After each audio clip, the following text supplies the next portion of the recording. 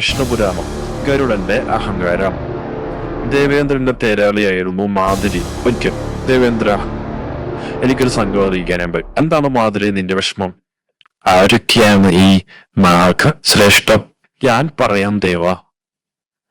ഞാൻ ആര്യകൻ. ഇതെന്റെ കൊച്ചുമകൻ സുമുഖൻ. സുമുഖനെ കൊണ്ട് മക്കളെ വിവാഹം കഴിപ്പിക്കാൻ മാതിരിക്ക് മോഹമുണ്ട്. പക്ഷേ എന്താണ് പക്ഷേ? സുമുഖന് 1 മാസമേ ആയുസുള്ളൂ.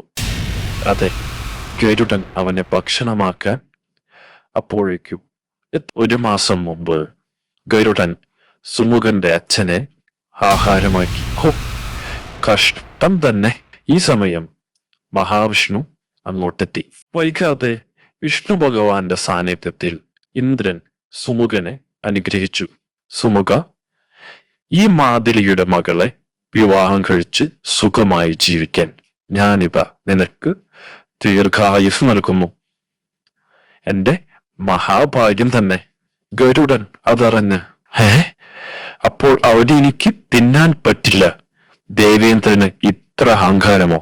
ഇന്ദ്രദേവ, എന്നെ തോൽപ്പിക്കാമെന്ന് കരുതല്ല. മഹാവിഷ്ണു ഗരുഡന്റെ തലയിൽ കൈവച്ചു. ഇപ്പോൾ എന്തു തോന്നുന്നു? അയ്യോ, എന്തൊരു ഭാരം!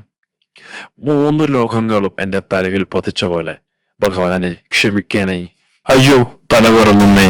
അഹങ്കാരം കൊണ്ട് ഞാൻ പറഞ്ഞതെല്ലാം പൊറുക്കണേ ഇന്ദ്രദേവ. മഹാവിഷ്ണു കൈയെടുത്തു.